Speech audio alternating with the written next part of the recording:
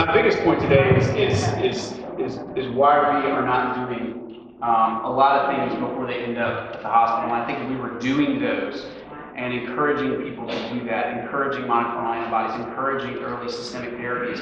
In all honesty, I think the hospital wouldn't be filled up, and I hope most of the guys back there agree with me. I mean, I think we need to be doing more stuff early. Do y'all not agree? Yeah. Okay. All right. I mean, again, my thing is in all honesty, the question would be why not? Why are we not doing it? So, Well, my question would be, why can't we use these things? But you're telling us we have to wear a mask, but you're telling us we can't try something on our own anyway. yeah, I mean, the biggest issue is, I would say, is if you were going to advocate for people's lives, why don't we try it? Exactly. Okay, and I think I think the problem is like I said at the beginning, medicines, I mean, there used to be on the fringes things that were very political and very binary, whether it was abortion and life care, but to make something that's the most common thing we all experience political is detrimental to Western medicine. So, and in all honesty, I think if there weren't two sides, instead it was just treating the patient. Three sides, okay, three sides. We would have a very different, I think we would be through this a lot different than we are now. And so I think that's my biggest point today.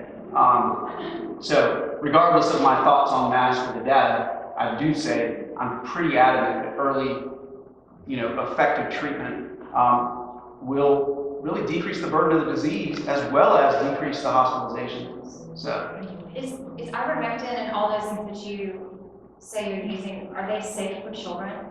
So ivermectin definitely safe for children, but that's all different. I mean, it's given to children in Indian villages that have worms in their water system readily. So it's not, and it's actually probably even safe for pregnant women regardless. It's probably one of the most used medicines in the world ever. There's billions of doses of it given, and it's again whether it works or not, the data is not bad. It's actually out there, and it looks pretty good. But again, when we're dealing with the disease, that the other option is to say wait until you can't breathe on day 8 and go to the ER. Let's start trying stuff. So. What is ivermectin? How does it work?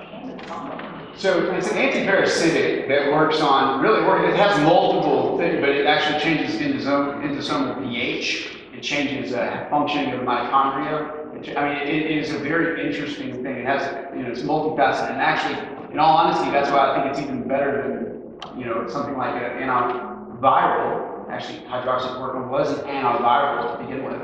Person's textbook of medicine in the 80s would have called it an antiviral, which changes just one thing, which is endosomal pH. And in all honesty,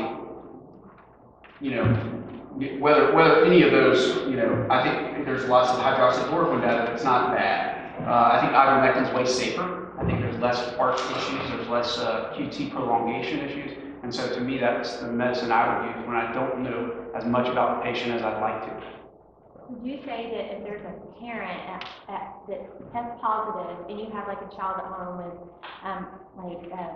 that's very sensitive or autoimmune, would you say to take like a prophylactic dosage for the child? So, in all honesty, I'm going to be honest, the pediatric literature is not really there. So, but I would, I think it's starting to come around where we can start to look at it. But at minimum, it likely has no negative effect on the child in general. Maybe, actually, I probably would say hives is maybe the worst thing that can happen. So, but, yeah.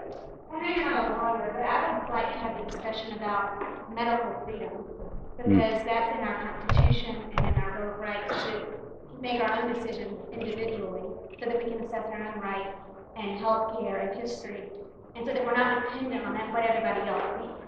And prior to COVID, that's how we all operated.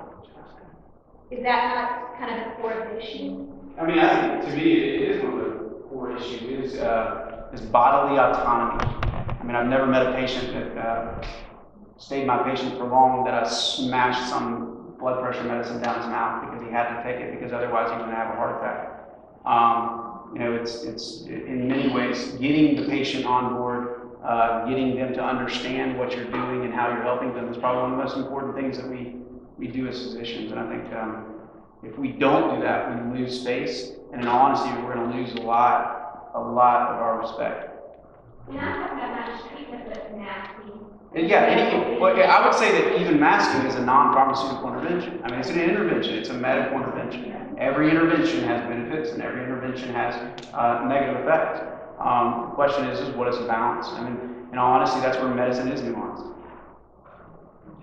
I'm just curious, with these large academic centers that train us, like UAB, Johns Hopkins, why do you think that they're not recommending these early interventions when they're a big part of the research that brings a lot of these drugs? Why aren't, just looking at UAB's treatment guidelines, why do you think they're not recommending this? Well, number one on that is they did recommend it, but it happens to cost $8,000. So it has a pretty different, again, I mean, we're talking about where they get their funding and who's the funding from. I think it's a big part of this.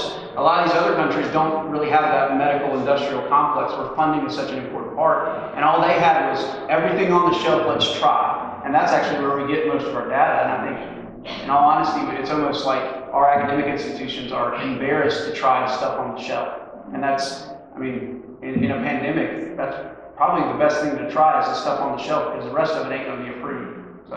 Why would they be still putting everybody on remdesivir when you see research after research that causes kidney failure? It was part of the EUA 3 months into this and hasn't been taken. I would say that remdesivir, its effect is inconsequential as any argument somebody might make against these medicines.